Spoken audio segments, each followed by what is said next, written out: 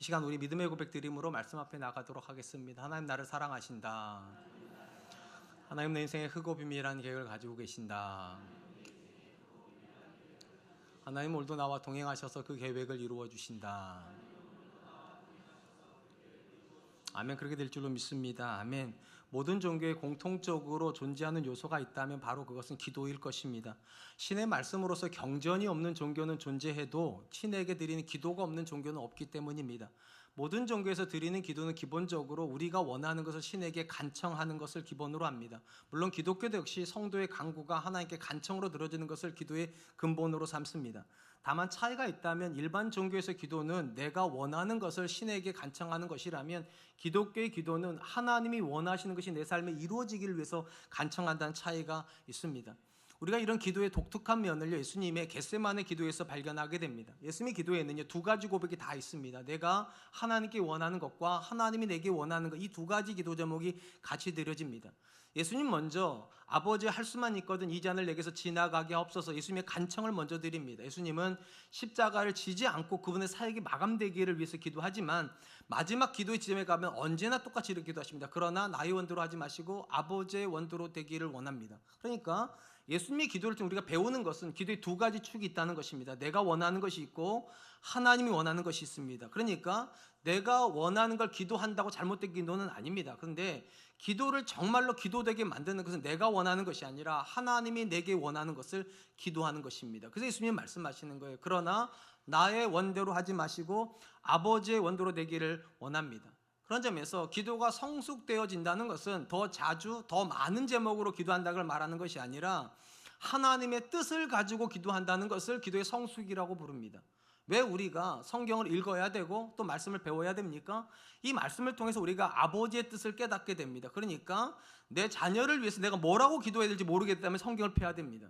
내가 내 배우자를 위해서 뭐라고 기도해야 될지 모르겠다 싶으면 성경을 펴야 돼. 그리고 거기서 하나님의 뜻을 찾은 다음에 기도하는 거예요. 하나님 말씀에 이렇게 말씀하신 것이 내 자녀의 삶에서 이루어지기를 원합니다. 하나님 말씀 속에서 내게 주셨던 그 도전을 따라 우리 가정에서 이 말씀이 이루어지기를 원합니다. 그러니까 기도가 가장 기도다워지는 지점은 말씀을 가지고 아버지의 뜻에 대한 확신을 가지고 기도할 때입니다. 오늘 우리가 살펴보게 될 본문의 말씀은 기도에 대한 말씀이고, 예수님은 우리가 하나님께 기도한다는 것이 어떤 의미여야 되는지와 또 우리 기도가 이방인들의 기도와 어떻게 달라야 되는지에 대해서도 말씀을 해주십니다. 먼저 예수님은 유대인들이 경건의 수단으로 생각했던 기도가 이렇게 드려져야 된다고 말씀하십니다.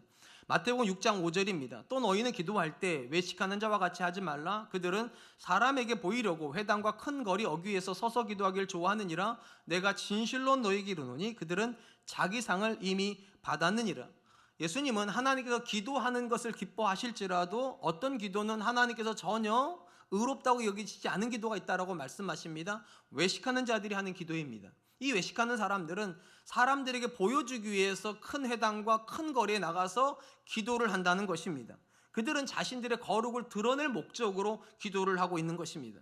우리가 다니엘의 기도에서 배우는 것이 하나가 있는데, 다니엘은 습관을 쫓아 기도를 했는데 이 습관이 하루에 3번 기도하는 것입니다. 그렇기 때문에 우리는 이렇게 생각하는 거죠. 경건한 유대인들은 하루에 3번씩 기도했겠구나. 주로 오전 9시, 정오, 오후 3시에 기도를 합니다. 그리고 어디 가서 기도했는가? 성전이 있을 때는 성전에 가서 기도를 했고, 성전이 무너진 다음에는 회당에 가서 기도를 했습니다. 그러니까 정해진 시간에 회당에 올라가서 기도를 합니다. 근데 때로는 우리가 바깥에 약속이 있어서 출타를 했다가 그 시간에 회당을 못 갈 수도 있잖아요. 그럼 그들은 어떻게 했는가? 그 시간에 자기가 있는 자리에서 기도를 했다는 거예요. 그것이 길이면 길에서 기도를 하고 그것이 집이면 집에서 기도를 했다는 거예요. 근데 그러니까 예수님께서 문제를 삼으시는 것은 어디서 기도했느냐가 아니에요. 사실은요, 어떤 사람은 의도적으로 출타를 하지도 않았는데 시장에 가더라는 거예요. 의도적으로 사람들이 많은 곳에 가가지고 그 시간에 기도를 하더라는 거예요. 마치 자기가 이만큼 거룩하다는 걸 보여주려고.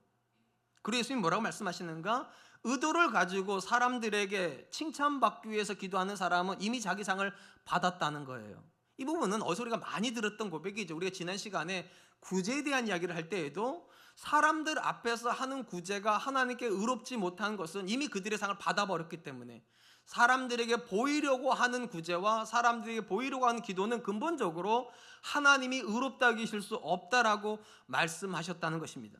그렇다면 하나님께서 기뻐하시는 기도는 어떻게 드려지는 것일까? 6장 6절입니다. 너는 기도할 때에 내 골방에 들어가 문을 닫고 은밀한 중에 계신 내 아버지께 기도하라. 은밀한 중에 보시는 내 아버지께서 갚으시리라. 외식하는 자들이 큰 회당과 큰 거리에서 기도한 것과 달리 하나님이 기뻐하시는 기도의 장소는 어디라고 되어 있는가? 골방이라고 되어 있습니다. 엄밀히 말하면 밀실이라는 뜻을 가지고 있습니다. 그러니까 내가 그 안에 들어가 있는 걸 사람들이 알지도 못하고 그곳에서 내가 뭐 하는지도 전혀 모르는 바로 그곳에서 나와 하나님이 기도를 하고 있는 그 시간이 정말로 하나님이 찾으시는 기도의 시간이다, 그렇게 말씀하시는 것입니다. 우리가 이런 예수님 말씀을 듣다 보면 오해를 할 수가 있는 부분이 있습니다. 그러면 공개적으로 기도하는 것은 잘못된 기도인가? 만약에 공개적 기도가 잘못된 기도였다면 오늘 우리 장로님은 잘못하신 거예요. 공개적으로 기도하셨을 뿐만 아니라 마이크도 대고 하셨잖아요. 근데 우리가 이걸 예배 시간 안에 넣어놓은 이유가 있죠. 공개적인 기도가 잘못된 기도는 아니기 때문입니다. 적어도 성경 안에 예수님께서 기도하신 내용들이 기록된 것들이 있어요. 그럼 생각해 보세요. 예수님의 기도 내용이 어떻게 성경에 기록이 되었을까요? 골방에서 한 기도라면 기록이 안 됐겠죠. 아무도 못 들었을 테니까. 기록이 됐다는 얘기는 예수님이 공개적인 장소에 기도를 하셨기 때문입니다. 우리가 알다시피 오병이어로 5,000을 먹으실 때 예수님이 떡을 들으시고 하늘을 우러러 축사하시고, 그러니까 하늘을 우러러 기도하시고 하신 거예요. 그러니까 그 기도 내용이 성경에 나와 있는 거예요. 또한 나사로의 무덤에 갔을 때 사람들이 뒤에 있고 예수님이 앞에 있습니다. 그리고 사람들 뒤에다 놓고 예수님께서 기도를 하세요. 그래서 그 내용이 성경에 남아 있는 거예요.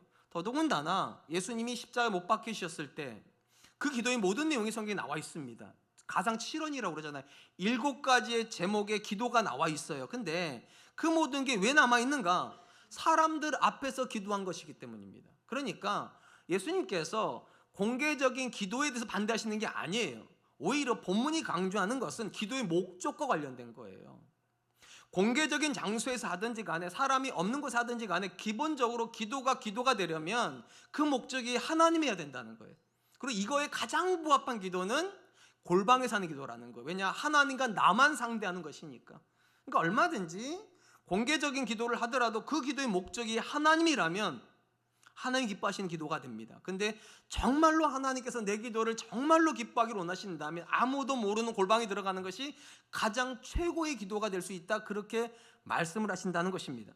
사실 오늘 본문을 읽다 보면 여러분이 이 말씀에서 체감되는 부분이 있으세요? 저는 아무리 본문을 읽어도요 체감이 안 돼요. 왜냐? 지금 우리는 어떤 사람도 사람들 앞에서 손들고 기도 안 해요. 나 여기서 기도합니다라고 말하고 기도하시는 분들 계세요? 그러니까 이 본문을 아무리 읽어도 은혜를 받기가 어려워. 왜냐? 나는 이렇게 기도 안 하는데.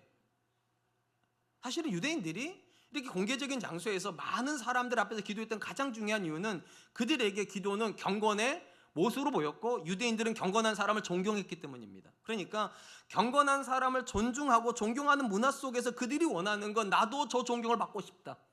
그들에게 기도는 자랑이었어요. 그들에게 말씀은 자랑이었기 때문에 모든 사람 앞에서 하고 싶은 거예요. 근데 오늘날 우리가 사는 21세기에 우리가 기도를 자랑합니까? 한번 여쭤볼게요. 여러분들은 여러분의 배우자가 기도 많이 하는 사람이길 원하십니까? 돈 많이 벌어오는 사람이길 원하십니까? 여러분의 자녀가 믿음 좋은 자녀가 되기를 원하십니까? 성적 잘 받는 자녀가 되기를 원하십니까? 물론 이거 이분법은 아니지만 우선권이 있다면 어느 쪽이 있겠냐는 거예요. 우리는 기도를 자랑하는 것이 아니라 돈을 자랑합니다. 우리는 믿음을 자랑하기보다는 학벌을 자랑하고 우리는 신앙 좋은 것보다도 명예를 더 자랑하는 시대 속에 살고 있어요. 그러니까 어쩌면 이 본문을 우리가 적용할 때는 다른 관점에서 적용을 해야 됩니다. 예수님께서 유대인들한테 뭐라고 말씀하셨는가? 그들은 기도를 귀하게 여기지만 중요한 게 이거예요. 그들은 기도를 귀하게 여겨요. 근데 잘못 쓰고 있어요. 우리는 기도를 잘못 쓰지 않지만 기도를 귀하게 여기지 않아요. 누가 더 나쁜 걸까요? 답하기가 어려워요. 둘 다 잘못됐기 때문입니다.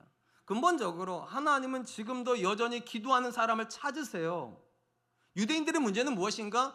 잘못된 목적으로 기도한다는 것이, 우리의 문제는 무엇인가? 기도를 안 한다는 거예요. 그러면 기도를 안 하는 우리가 이 본문을 읽을 때 어떤 책망의 소리로 들어야 될까? 아마도 하지 않는 저와 여러분들에게 예수님이 하신 책망은 제자들에게 하신 이 말씀 속에 들어가 있다 생각합니다. 마태복음 26장 40절입니다. 제자들에게 오사 그 자는 것을 보시고 베드로에게 말씀하시되 너희가 나와 함께 1시간도 이렇게 깨어 있을 수 없더냐. 예수님께서 제자들이 뭐라고 말씀하시는가? 딱 한 시간도 나를 위해서 기도해 주지 못하냐? 한번 여쭤볼게요. 여러분은 여러분의 자녀를 위해서 기도하지 않는 것에 대한 괴로움이 있습니까? 내가 내 자녀를 위해서 정말 기도해 줘야 되는데, 내 배우자를 위해서 정말 기도해 줘야 되는데, 내가 내 자녀에게 좋은 교육 시켜주고 좋은 거 먹여주고 좋은 학교 보내주는 것보다도 더 우선적으로 내 자녀를 하나님 앞에 세워줘야 되는데 내가 그러지 못한다. 혹시 여러분들은 내 자녀에게 좋은 거 먹여줬고 좋은 대학교 보내줬으니까 난 할 바를 다 했다 그렇게 생각하십니까? 그런다면 여러분 이 말씀 앞에 서야 돼요. 한 시간도 나와 함께 깨어 있을 수 없더냐? 예수님께서 여러분들에게 요구하시는 건 더 좋은 학교도 아니고 더 좋은 음식도 아니고 더 좋은 옷도 아니라는 거예요. 기도하는 사람이라는 거죠. 유대 문화는요, 기도를 귀하게 여겼기 때문에 외식이라도 해서 기도하려고 했다는, 외식적으로라도. 근데 언제부턴가 우리는 기도하지 않아도 아무런 죄책감이 없습니다. 기도하지 않아도 그것이 신앙에 큰 문제가 없다는 듯이 자녀를 위한 기도를 안 드려도 괜찮은 시대가 되어버렸어요. 그러니까 우리는 생각해야 돼요. 하나님께서 지금의 내 모습에 대해서 뭐라고 말씀하실까? 유대인들은 잘못된 기도 때문에 혼났다면 우리는 기도하지 않는 것 때문에 혼날 거라는 거예요. 그리고 2025년에 저와 여러분의 바람은 이런 거였으면 좋겠어요. 나는 내 자녀를 위해서, 나는 내 배우자를 위해서, 나는 교회와 민족을 위해서 기도하는 사람 되어야 되겠다. 아멘이시죠? 그럴 수 있었으면 정말로 좋겠습니다. 사랑하는 성도 여러분, 성도가 가장 성도다워지는 지점이 어디일까? 이 질문에는요, 예수님 성경에서 이런 명령으로 답을 주셨어요. 항상 기뻐하라, 쉬지 말고 기도하라, 범사에 감사하라. 이 세 가지 명령이 내 삶에서 이루어질 때가 가장 성도다워지는 거예요. 하나님이 나와 늘 함께 하신다는 것이 나에게 기쁨이 돼야 되고요, 내 삶에서 하나님 뜻이 이루어지는 것을 위해서 날마다 기도하고 있어야 되고, 내가 만나고 있는 모든 상황 속에서 하나님의 선한 뜻이 이루어지고 있다 믿기 때문에 감사하고 있을 때 성도는 가장 성도다워지는 거예요. 이 부분에서 우리가 기억해야 될 거, 성도의 삶에서 습관처럼 나와야 되는 고백이 무엇인가? 기도해야 된다는 것입니다. 성도는 자기 자신을 이렇게 인식해야 돼요. 나는 기도해야 되는 사람, 나는 기도해야 사는 사람. 저를 한 번만 따라해 보시겠습니까? 나는 기도해야 되는 사람이다. 나는 기도해야 살 수 있는 사람이다. 이 고백이 있어야 우리는 기도 앞에 내 자신을 세울 수 있습니다. 심지어 사무엘이 뭐라고 말을 합니까? 내가 너희를 위해서 기도 쉬는 죄를 범하지 않겠다. 기도하는 사람이었던 사무엘은 뭐를 죄라고 인식하고 있는가? 죄, 어떤 걸 나쁘게 짓는 게 아니라 기도하지 않는 것 자체가 죄라는 거예요. 부모가 되어서 내 자녀를 위해서 기도하지 않는 거 죄 짓는 것이고, 배우자가 돼서 내 배우자를 위해서 기도하지 않는 거 죄 짓는 일이고, 성도가 되어서 교회를 위해서 기도하지 않는 거 죄 짓는 일이고, 국민이면서 나라를 위해서 기도하지 않는 거 죄 짓는 거다. 이 죄에 대한 인식이 새로워지면 뭐 하기 시작하는가? 기도하기 시작하게 되고요, 기도하면 깨닫는 것이 있어요. 기도가 쉽지 않다는 것을. 기도해보는 사람만 알아요. 그냥 기도는 시간이 있으면 할 수 있는 거라 생각하지만 시간이 있어도 기도는 굉장히 어렵습니다. 왜냐? 기도는 의지이기 때문입니다. 하나님 앞에서 나를 세우려고 하는 의지가 있어야 되고요, 내가 사랑하는 사람을 정말로 사랑할 때만 기도가 나와요. 그래서 기도한 사람만 알아요. 기도해 주는 사람이 얼마나 귀한 사람인지. 기도해 본 사람만 내 엄마가 나한테 해줬던 기도가 얼마나 귀한지, 내 부모가 나를 위해서 해줬던 기도가 얼마나 귀한지, 내 배우자가 나를 위해서 하는 기도가 얼마나 귀한 건지, 그것보다 큰 사랑은 없다는 걸 기도해 본 사람만 알아요. 왜 여러분들이 여러분의 배우자가 기도하는 것에 대한 감동이 없을까요? 여러분이 기도 안 하시는 거니까. 왜 여러분의 자녀들이 여러분이 한 기도에 대해서 그렇게 감격이 없을까요? 자기가 기도를 해본 적이 없으니까요. 그리고 기도해 본 사람만 안 되니까요. 기도가 가장 큰 사랑이구나. 내 엄마가 나를 그렇게 사랑하셔서 그렇게 새벽마다 일어나서 나를 위해서 기도해 준 거구나. 내 배우자가 나를 그렇게 사랑했기 때문에 울면서도 나를 위해서 그렇게 기도해 준 거구나. 2025년에 여러분의 인생에 많은 결심이 있었을 겁니다. 그 중에 하나의 결심을 꼭 추가하셨으면 좋겠어요. 2025년에 나는 기도한 사람이 되겠다. 다시 말씀드리지만 유대인들은 기도를 잘못 쓰고 있었을 뿐이에요. 그런데 그들은 기도를 귀하게 여기는 사람이었고, 우리는 기도를 잘 쓰고 있는지 모르겠지만 너무 안 해요. 너무 안 해요. 죄 짓고 있는 거예요. 2025년에는 이 죄가 작아질 수 있었으면 좋겠습니다. 나는 내 자녀를 위해서, 나는 내 배우자를 위해서, 나는 교회와 민족을 위해서, 또 열방을 위해서 기도하는 사람 되겠다. 이 아침에 그 결심이 하나님께 드려질 수 있기를 축복합니다. 한편 예수님은 제자들을 향해 그들의 기도가 이방인과 같이 되어서는 안 된다고 말씀하십니다. 7절입니다. 또 기도할 때에 이방인과 같이 중언부언하지 말라. 그들은 말을 많이 하여야 들으실 줄 생각하느니라. 예수님은 이방인의 기도를 중언부언이라는 말로 설명을 하셨는데 단어적으로는요, 반복적인 말을 계속한다는 뜻을 가지고 있습니다. 근데 오해하면 안 되는 것이 있어요. 그러면 반복하는 게 나쁘냐는 거예요. 어떻게 생각해요? 여러분, 기도 속에서 뭔가를 계속 반복을 해요. 하나님 나에게 지혜를 주십시오. 지혜를 주십시오. 정말 지혜를 주십시오. 이러는 게 나쁜 겁니까? 잘못된 기도입니까? 어떻게 생각하세요? 만약에 반복해서 무언가를 기도하는 것이 잘못된 기도라면 예수님 기도는 잘못된 기도입니다. 겟세마네에서 예수님은 기도를 하시는데 같은 내용을 계속 반복하십니다. 아버지여, 할 수만 있거든 내 잔을 여기서 지나가게 없어서 그러나 나의 원대로 되지 않기를 원합니다. 이걸 3번이나 반복하신다니까요. 만약에 반복이 잘못된 거라면 예수님 기도는 잘못된 건데, 그러니까 예수님께서 반복하셨다는 말은 반복이 잘못된 건 아니죠. 다시 말씀드릴게요. 간절하면 사람은 반복하게 되어 있습니다. 살려달라고 목숨이 지금 경각에 와 있을 때는 여러분 다른 말 안 나온다니까. 살려주세요 하나님, 살려주세요, 이 말밖에 뭘 더 하겠어요. 뭘 더 거기다 붙이겠냐고요. 그러니까 반복이 잘못은 아닙니다. 그러면 본문에서 말하는 중언부언은 어떤 의미를 가지는가? 말을 길게 하려고 한다는 거예요. 왜 길게 하는가? 길게 말해야 신이 듣는다고 생각하는 거예요. 의미 없는 말을 많이 해가지고 신의 관심을 끌어들이려고 하는 기도는 잘못된 기도라는 거예요. 그게 이방인의 기도예요. 이방인들은 나를 모릅니다. 이방인들의 신은 나를 모른다고 생각하는 거. 그렇기 때문에 지성이면 감천이라 생각을 해서 계속 똑같은 말을 반복하고 또 반복하고 또 반복한다. 비나이다, 비나이다, 비나이다, 상신령께 비나이다, 비나이다, 비나이다, 뭐 이렇게 하지 않아요. 삼신 할머니께 비나 뭐 등등풀. 같은 말을 계속 반복을 해야 그 신이 나에게 반응을 한다. 본문에서 예수님께서 그들처럼 기도하지 말라고 말씀하신 이 부분에서도 우리가 오해하면 안 되는 것이 있어요. 예수님은 결코 긴 시간을 들고 끈질기게 기도하는 것을 잘못됐다고 말씀하시는 게 아니에요. 사실은 성경적으로 보면 하나님께서 찾으시는 기도의 전형이 무엇인가? 끈질기게 기도하는 거예요. 간절히 기도하는 거예요. 우리가 알다시피 누가복음 18장에 보면 비유가 하나가 나와요. 과부와 재판관의 비유입니다. 이 과부는요, 어떤 사람인가? 억울함이 있는 사람이에요. 근데 억울함을 풀 수가 없어서 매일같이 누구를 찾아가는가? 재판장을 찾아가면 재판장을 찾아갔는데 이 재판장은 불의한 재판장이기 때문에 돈이 안 되는 재판 안 해줍니다. 근데 이제 첨예하게 대립하는 거잖아요. 이 여자는 계속 찾아가고 불의한 재판은 계속 재판 안 해줘요. 근데 어느 날 재판장이 이런 생각을 해요. 내가 이렇게 안 들어주면 계속 찾아올 텐데 귀찮아 죽겠네. 그래서 들어줘요. 이게 전형적인 이방인의 기도를 말하는 거예요. 이방인들은 어떤 생각을 하는가? 내가 신을 계속 괴롭히면 신이 어쩔 수 없어서 들어준다는 거예요. 그러니까 지성이면 무조건 감천이 오는 거예요. 근데 이 비유를 마치면서 예수님은 뭐라고 말씀하시는가? 누가복음 18장 7절, 하물며 하나님께서 그 밤낮 부르짖는 택하신 자들의 원한을 풀어주지 아니하시겠느냐? 그들에게 오래 참으시겠느냐? 이 비유에서 예수님은요, 그분의 자녀들도 밤낮 부르짖는다고 말씀하세요. 간절히 기도를 하는데, 근데 그렇다면 이방인의 기도와 이 예수님이 말씀하신 기도는요, 접점이 분명히 있어요. 간절히 기도를 해요. 근데 왜 이방인의 기도는 잘못된 기도고 우리의 기도는 옳은 기도가 되는가? 기도의 근거가 다르기 때문입니다. 이방인들은 어떤 기도를 근거로 삼고 있는가? 열심을 근거로 삼습니다. 내가 열심히 기도하면, 최선을 다해서 신을 붙잡고 바지가랑이 붙잡고 계속 기도하면 신이 어쩔 수 없어서 들어준다. 이게 이방인의 생각이에요. 그러면 저와 여러분들의 기도의 근거는 무엇입니까? 믿음입니다.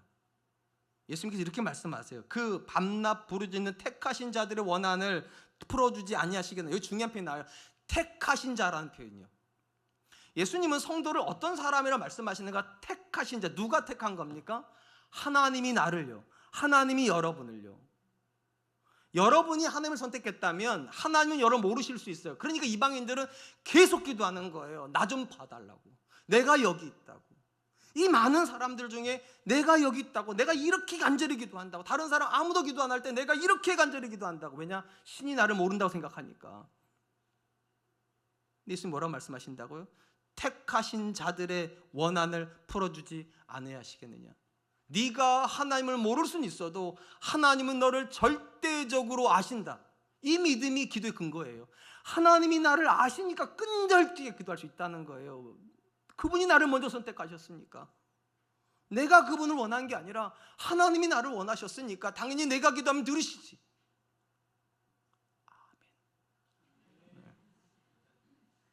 모른다고 생각할 때는 절박하게 기도하면서도 불안하잖아요. 안 들어줄 수 있으니까. 그런데 성도는 기도한 속에 왜 담대함이 있습니까? 그분은 반드시 들으신다. 왜냐? 그분이 나를 선택하셨으니까. 하나님이 나를 자녀 삼으셨으니까. 그러니까 성도의 기도는 기본 전제가 있어요. 믿음. 하나님이 나를 사랑하셔서 하나님이 나를 선택하셨기 때문에 내가 기도하면 하나님은 들으신다. 이 믿음이 있으면 기도를 왜 안 하겠냐는 거예요. 왜 끈질기게 기도를 못 하겠냐는 거 들어주실 건데. 예수님께서 나사로의 무덤 앞에 가셔서 기도하셨다고 말씀드렸잖아요. 예수님이 이 기도에서 가장 중요한 대목은 이거예요. 하나님이 나를 아신다는 거예요. 한번 들어보세요. 요한복음 11장 41절 42절입니다. 돌을 옮겨 놓으니 예수께서 눈을 들어 우러러보시고 이르시되 아버지여 내 말을 들으시는 것을 감사하나이다. 항상 내 말을 들으시는 줄 내가 알았나이다. 그러나 이 말을 없는 것은 물러선 무리를 위함이니 곧 아버지께서 나를 보내신 것을 그들로 믿게 하려 함이니라. 여러분, 예수님께서 기도를 하실 때 첫 출발이 뭡니까? 믿음으로 고백하세요. 아버지가 내 말을 들으셨고 지금도 듣고 계시는 걸 내가 아나이다. 예수님의 기도에는 불안이 없어요. 예수님의 기도에는 염려가 없어요. 믿음이 있어요. 아버지가 나를 아시고 아버지가 내 기도를 들으셨다. 또 들으실 거다. 그렇기 때문에 이방인들처럼 기도하지 말라는 것은요, 오랜 시간 기도하지 말라는 뜻이 아니에요. 이방인들처럼 두려워서 불안해서 걱정 가운데 기도하지 말라는 거예요.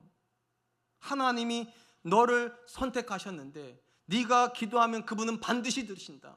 이 믿음을 가지고 기도해야 그게 성도의 기도가 된다는 것입니다.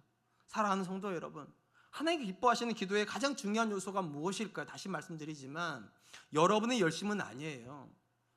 40일 특세를 하고 100일 기도를 해야 하나님 들으시는 게 아니에요. 진짜 중요한 건 열심이기 전에 믿음이에요. 과연 여러분들은 하나님이 여러분을 선택하셨다고 믿으십니까? 과연 하나님은 여러분이 지금 기도하러 올 때 과거에도 그 기도를 들으셨고 지금도 듣고 계시면 앞으로도 들으실 거란 믿음이 있습니까? 당연히 그 믿음이 있으면 우리는 하나님이 나를 아시기에 내 기도 들으시고 하나님 나를 선택하셨기에 반드시 응답하신다는 확신 중에 기도할 수 있어요. 제발 기도의 자리에 와가지고 하나님께 따지듯 기도하지 마세요. 마치 하나님이 아무것도 모른다는 듯이 원망 섞어가면서 기도하지 마세요. 오히려 가장 기도에 좋은 자세는 앉자마자 믿음을 고백하세요. 하나님, 지금까지도 내가 여기까지 온 거 하나님의 은혜입니다.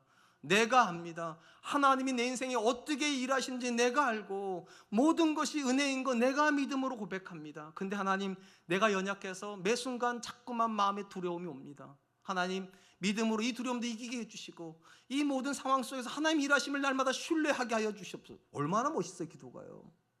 이방인들처럼 이것도 필요하고 저것도 필요하고 이것도 걱정되고 저것도 걱정, 미치겠고 힘들고 죽겠고 이러고 있으면 무슨 의미가 있냐? 죄송해요. 그렇게 기도하지 말라는 거예요. 너희를 선택하신 하나님께서 너희를 사랑하시는데 너희가 원망해서 기도하는 게 무슨 의미가 있냐고. 아니라고. 오히려 믿음으로 기도하라고. 하나님이 나를 사랑하신다고 선언하고 내가 기도하면 하나님 들으신다고 믿고, 그리고 오늘도 내가 하나님 앞에 나와 있을 때 하나님이 나를 기다리셨다고 그렇게 믿고 기도하라. 그래서 성도의 기도는 위대해요. 왜냐하면 원망이 들어가 있지 않기 때문에. 성도의 기도에는 확신이 들어가 있어요. 반드시 하나님이 들으신다. 2025년에 여러분의 기도의 제목 속에 이 믿음이 있었으면 좋겠습니다. 하나님이 여러분의 기도를 들으셨습니다. 하나님이 여러분의 기도에 응답하실 겁니다. 그렇기 때문에 그 믿음을 가지고 하나님께 기도해야지 이방인들처럼 불안해가지고 중언부언 이 말했다가 저 말했다가 그러지 말아라. 성도는 확신 가운데 기도하는 사람이다. 전 저와 여러분들이 그럴 수 있기를 주님의 이름으로 축복합니다. 마지막으로 예수님의 성도가 기도할 때 염두에 두어야 할 것도 말씀하십니다. 8절입니다. 그러므로 그들을 본받지 말라. 구하기 전에 너희에게 있어야 할 것을 하나님 너희 아버지께서 아시느니라. 예수님께서는 성도가 하나님께 기도하는 전제가 있대요. 어떤 전제요? 하나님이 나를 아신다. 하나님이 내 필요에 대해서도 이미 알고 계신다. 왜냐하면 하나님이 내 아버지이시니까. 아버지니까 내 필요를 아신다. 이렇게 말을 하면 여러분 속으로 이러시잖아요. 하나님 여기다가 어머니라고 해주시지. 우리 아버지는 날 모르는데, 우리 엄마는 다 알아도 우리 아버지는 내가 뭘 필요로 하는지, 내가 뭐가 두려운지, 내가 뭘 걱정하는지 우리 아버지는 모르는데, 이렇게 생각할 수 있잖아요. 사실은 그렇더라고요. 저는 우리 아들들 제가 제법 잘하는 줄 알고요. 고등학교 때도 제 입장에서 엄청나게 아빠가 너 아는데 너 이렇게 해야 돼. 우리 큰아이한테도 그랬고, 둘째도 똑같이 내가 너를 키워봐서 아는데 너 이렇게 해야 돼. 우리 애들이 말을 잘 듣더라고요. 저는 그래서 제 말이 다 맞는 줄 알았어요. 근데 나중에 뭐라고 그러는가? 아빠, 그때 아빠가 나 안다고 그랬는데 아빠 하나도 모르더라. 그때는 아빠가 무서워서 말 들었던 거지 아빠가 맞아서 들은 건 아니야. 그러니까 한국의 아빠들은요, 지식으로 아는 거지 체감적으로 아는 게 아니에요. 그 아이랑 같이 있으면서 그 아이의 이야기를 듣고 그 아이의 마음의 고통을 공감해주면서 아빠가 네 마음 알아 이렇게 말하는 게 아니라, 나도 네 나이 때가 있었어. 웃기는 소리 하지 마. 너 변명하지 마. 아빠는 뭐 너처럼 고민 안 하는 줄 알아? 이렇게 해버린단 말이에요. 근데 이 본문에 나오는 아버지께서 아신다는 표현은 그런 뜻이 아니에요. 아버지가 너희 필요할 것을 아신다 할 때 이 아신다는 표현은 체감적으로 안다는 거예요. 내 옆에 계셨기 때문에, 항상 내 가까이 계셨기 때문에, 내가 어떤 소리를 들었는지, 어떤 대우를 받고 있는지, 그것 때문에 내가 얼마나 불안하고 얼마나 두려운지 너희 하나님 아버지는 아신다는 거예요. 여러분의 배우자가 이걸 모를 수는 있어요. 여러분의 자녀가 이걸 모를 수 있어요. 심지어 여러분조차도 이걸 모를 수는 있어요. 근데 예수님 뭐라고 말씀하세요? 너희 아버지는 아신다는 거예요. 이게 뭘 의미하는 줄 아세요? 제발 기도하라 가지고 하나님께서 모른다는 듯이 보고서 쓰지 말라는 얘기예요. 굉장히 많은 분들이 보고서처럼 기도를 해. 하나님, 올해는 우리 아이가 고3인 거 하나님 아시죠? 내 아내가 이번에 건강검진 받는데 종양 안 나와야 되는 거 아시죠? 뭐 이번에 우리 남편이 승급을 해야 되는데, 승진해야 되는데, 마치 하나님이 아무것도 모르니까 내가 알려드린다는 듯이 기도하지 말라는 거예요. 하나님은 체감적으로 아십니다. 내 옆에 계시기 때문에, 여러분 자녀 곁에 계셨기 때문에, 우리 가정과 함께 하셨기 때문에. 여기서 우리가 분명히 알 수 있는 게 하나가 있어요. 적어도 하나님이 모르시기 때문에 내 기도가 응답되지 않는 건 아니라는 거예요. 굉장히 많은 성도들이 내가 아무리 기도를 해도 하나님 왜 응답하지 않으시나, 하나님 안 들으셨나 이렇게 생각을 한다는 거예요. 안 들으셨나? 근데 예수님 뭐라고 말씀하십니까? 구하기 전에 너희 하늘 아버지께서 이미 다 아셨대요. 그러니까 몰라서 기도가 응답이 안 된 건 아니에요. 그러면 남은 가능성은 무엇인가? 그러면 내가 아무리 기도해도 응답이 안 된다는 이야기는 하나님이 그 기도를 들어줄 능력이 없으신가? 제가 우리 아들들 키울 때 양심을 걸고 늘 이런 얘기를 했어요. 아빠가 너희한테 해줄 수 없는, 아빠가 너희한테 해주지 못하는 것들은 해줄 수 있는데 안 한 건 하나도 없다. 해줄 수 없어서 못한 거다. 양심을 걸고 내가 말할 수 있다. 우리 아들들 동의했어요. 아빠는 아빠가 해줄 수 있는 걸 다 해준 거라고. 근데 제가 해줄 수 없는 게 있어요. 해주고 싶지만 해줄 수 없는 게 굉장히 많더라고요. 그러면 우리도 하나님께 기도를 하는데 하나님께서 다 아시는데 혹시 해줄 수 없어서 못 해주시는 건가? 그렇다면 우리는 하나님께 기도하면 안 돼요. 왜냐하면 기도의 내용에 제약이 있잖아요. 어떤 건 해줄 수 있고 어떤 건 해주지 못, 이럴 수는 없잖아요. 성경적으로 말하면 우리가 하나님께 기도하는 이유가 뭡니까? 하나님이 전능하시기 때문입니다. 내가 어떤 걸 기도하든지 간에 하나님이 일하실 수 있다고 믿기 때문이에요. 그게 아니면 우리가 하나님 앞에 쉬지 말고 기도할 수가 없어요, 사실은. 심지어 하나님께서 예레미야에게 기도를 명령하시면서 뭐라고 말씀하십니까? 예레미야 33장 2절로 3절입니다. 이를 행하는 여호와, 그것을 만들어 성취하는 여호와, 그 이름을 여호와라 하는 이가 이같이 이르시는도다. 너는 내게 부르짖으라. 내가 내게 응답하겠고 내가 알지 못하는 크고 은밀한 일을 내게 보이리라. 하나님께서 예레미야에게 약속하신 것이 무엇입니까? 기도의 내용에 제약이 없어야 된다는 거예요. 심지어 내가 알지 못하는 크고 은밀한 일조차도 이루실 수 있는 분이기 때문에 어떤 상황 앞에서도 너는 하나님을 기대함으로 하나님께 기도하라고. 이렇게 놓고 보면 딜레마가 생기잖아요. 자, 하나님이 아세요. 능력도 있어요. 근데 왜 응답이 안 되죠? 차라리 몰라서 응답이 안 됐다면 알려드리면 되잖아요. 화나셨어요?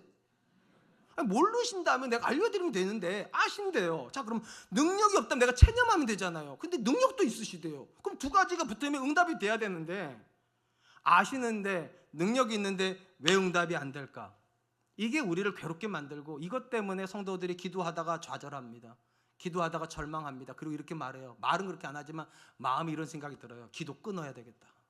기도해봐야 절망만 쌓여. 차라리 기도를 안 하면 기대도 안 하고, 기대를 안 하니까 실패도 안 할 텐데, 기도를 하고 기대를 했는데 아무 일도 안 일어나니까 너무 절망스럽다. 그런 분들이 분명히 있어요. 분명히 있어요. 심리적인 패닉 상태요. 기도해도 아무 일도 일어나지 않는다. 그러니까 차라리 기도를 안 하고 절망하지 말자, 낙심하지 말자. 그럼 다시 한번 여쭤볼게요. 왜 하나님은 아시고 능력이 있는데 안 들어주실까요? 제가 서론에서 말씀드렸어요. 두 가지가 충돌하기 때문이에요. 내가 원하는 것과 하나님 뜻이 충돌하면 어느 게 내 삶에서 이루어집니까? 하나님 뜻이 이루어집니다. 그러니까 하나님께서 우리에게 내가 기도하는데 안 들어주신다는 건 내 거를 안 들어주시는 거지 하나님 거를 안 들어주시는 건 아니에요. 문제는 우리 안에 믿음이 없는 거죠. 하나님이 주시는 것과 내가 주시는 것 중에 어느 게 더 좋은가에 대한 믿음이요. 하나님 주신 게 더 좋은 겁니다. 그래서 하나님께서 내가 구하는 거를 안 들으시는 것이 아니라 유보시키시는 거예요. 더 좋은 거 주시려고. 제가 지금 여러분들한테 감언이설하는 게 아니에요. 우리는 그렇게 정말로 믿고요, 그렇게 경험하는 거예요. 하나님께서 내가 원하는 걸 안 주시더니 하나님 주시는 가장 좋은 걸 내게 주시는구나. 이게 믿음의 고백이에요. 요셉의 이야기를 기억해 보세요. 요셉이 감옥에 있을 때 술 맡은 간원장을 만나게 됩니다. 그리고 그는 이것이 기회라고 생각을 했어요. 술 맡은 간원장의 꿈을 해몽해 주면서 뭐라고 말합니까? 당신이 원래 자리로 돌아가시면, 예전성에 득이한단 말이 나오는데, 당신이 득이하거든 나를 기억해 달라고. 나는 여기에 들어올 죄를 짓지 않았다고. 당연히 술 맡은 간원이 약속을 했을 거예요. 그리고 나가자마자 그때부터 요셉은 어떤 기도를 했을까요? 하나님, 술 맡은 간원장이 반드시 나를 기억해서 빨리 나에게 찾아와서 이 감옥문을 열고 나가게 해주십시오. 얼마나 간절히 기도했을까요? 근데 그 본문에 뭐라고 되는 줄 아세요? 술 맡은 간원장이 요셉을 잊었더라. 잊은 게 아니라 정확히 말하면 하나님이 잊게 하신 거예요. 2년이나 기억을 못해. 요셉이 그렇게 간절히 기도했을 텐데, 놀랍게도 하나님은 요셉의 기도를 아시면서도, 그 상황을 아시면서도 안 들어주세요. 이것이 요셉을 향한 하나님의 저주입니까? 기도 응답이 안 됐기 때문에 더 이상 요셉은 기도 안 합니까? 그렇지 않아요. 여전히 요셉은 하나님을 신뢰함으로 하나님과 동행합니다. 그리고 어떤 일이 벌어집니까? 2년 뒤에 바로가 꿈을 꿉니다. 아무도 못 풉니다. 그때 비로소 술 맡은 간원장이 요셉을 기억해냅니다. 그리고 그 술 맡은 간원장의 손에 이끌려가지고 요셉이 바로 앞에 섭니다. 하나님의 계획은 여기에요. 뭐 하게 하려고요? 총리 되게 하시려고요. 다시 한 번만 생각해 볼게요. 2년 전에 만약에 술 맡은 간원장이 요셉에게 찾아와서 감옥문을 열어줬으면 요셉은 나갔겠죠. 나간 다음에 뭐 했을 것 같아요? 30살에 요셉이 감옥에 나가면 요셉은 뭐 했을까요? 저 이렇게 생각해요. 형들에게 원수가 앞으로 갔을 거예요. 억울해서. 아마 형들을 다 죽였을지도 몰라요. 억울해서. 근데 하나님이 그 2년의 시간을 감옥에 더 있게 놔세요. 총리 삼으세요. 그리고 나서 형들을 만났더니 뭐라고 말합니까? 형들 때문에 내가 애굽의 총리가 됐다고. 죽여야 될 사람들이 은혜 베푼 사람이 돼버리죠. 무엇이 요셉에게 더 최선이냐는 거예요. 30살에 그가 했던 기도가 최선입니까? 아니면 그 응답을 안 들어주시고 하나님께서 요셉을 애굽의 총리 삼아주시는 것이 하나님의 최선입니까? 그러니까 여러분, 내 기도가 응답되지 않았다고 하나님이 여러분을 사랑하지 않는 것도 아니고, 내가 기도했는데 하나님이 안 들으셔서 기도 응답 안 되는 것도 아니에요. 이렇게 믿으셔야 돼요. 더 좋은 거 주시려고 그러신다. 그래서 믿음의 조상들은 이렇게 말했어요. 하나님의 거절도 기도 응답이라고. 더 좋은 거 주신다고. 2025년에 여러분들이 기도하는 가운데 때로는 하나님의 응답이 없을 거예요. 그런데도 믿으세요. 하나님이 여러분들의 아버지십니다. 그냥 아버지가 아니라 좋은 아버지십니다. 절대로 나쁜 거 주지 않습니다. 저는 양심을 걸고 제 아들들한테 나쁜 거 줘본 적 한 번도 없어요. 육신의 아버지도 이 정도인데 하늘 아버지가 나한테 나쁜 거 주겠습니까? 그러니까 하나님께서 안 들어주시는 기도는 있을 수 있어요. 그러나 거절하신 거 아니에요. 더 좋은 거 주시려고 기다리게 하시는 줄로 믿습니다. 그러면 낙심하지 마세요. 원망하지 마세요. 기대감을 가지고 기다리세요. 사랑하는 성도 여러분, 예수님께서 기도에 대해서 말씀하시면서 뭐라고 말씀하셨는가? 하늘 아버지가 아신다, 이렇게 말씀하셨어요. 저와 여러분들의 기도의 대상은 막연한 신이 아니에요. 우리의 아버지세요. 그리고 그 아버지는 우리에게 최선의 것을 주시기를 기뻐하세요. 때로는 우리가 아무리 기도해도 응답이 안 될 때가 있어요. 그때도 믿으세요. 하나님은 선하시다. 저는 이것을 참 좋아합니다. 이 표현을요. 내가 원하는 대로 아닐 때 이빨을 꽉 깨물고 이렇게 말합니다. 하나님은 선하시다. 그럼에도 불구하고 하나님은 선하시고 반드시 합력하여 선을 이루신다. 그리고 제가 꼭 붙이는 말이 있어요. 아멘. 그렇게 될 줄로 믿습니다. 그러므로 성도의 기도는 낙심할 이유가 없습니다. 절망할 이유도 없습니다. 믿으니까. 하나님이 내 아버지라고 믿으니까. 전 저와 여러분들이 2025년에 기도하면서 이 믿음이 더 깊어질 수 있기를 주님의 이름으로 축복합니다. 이제 말씀을 맺으려고 합니다. 예수님은 오늘 기도에 대해서 말씀하시면서 세 가지에 대한 주의사항을 말씀하십니다. 첫 번째가 이렇게 말씀드려서 기도는 성도의 정체성이어야 된다. 그런데 유대인들은 이 기도를 잘못 쓰고 있다고 말씀드렸어요. 자기를 드러낼 목적으로. 오늘 우리에게 문제는 무엇인가? 기도를 안 한다는 게 문제예요. 그들은 잘못 쓰고 있고 우리는 안 하고. 우리는 뭐 해야 될 사람입니까? 다시 기도해야 될 사람입니다. 2025년에 다시 기도를 시작할 수 있길 축복합니다. 또한 기억하세요. 우리가 열심히 기도해야 하나님 들으시는 건 아닙니다. 믿음으로 기도합니다. 왜냐? 우리가 하나님이 택하신 자니까. 하나님이 나를 먼저 사랑하셨고 하나님 나를 먼저 선택하셨다면 왜 내 기도를 안 들으시겠어요? 그러므로 믿으세요. 내가 기도하면 하나님은 들으신다. 마지막 세 번째, 내가 기도해도 하나님이 응답하지 않으실 때 이렇게 선언하세요. 그럼에도 불구하고 하나님 내 아버지시다. 그러면 그 아버지가 내 기도 외면하실 리가 없다. 더 좋은 거 주시려고 지금 잠시 뒤로 미루시는 거지. 그러므로 저는 2025년에 하나님 앞에 드리는 우리의 기도가 기대감이었으면 좋겠고 날마다 믿음으로 하나님 붙잡는 시간 될 수 있기를 주님의 이름으로 축복합니다. 그렇게 될 줄로 믿습니다.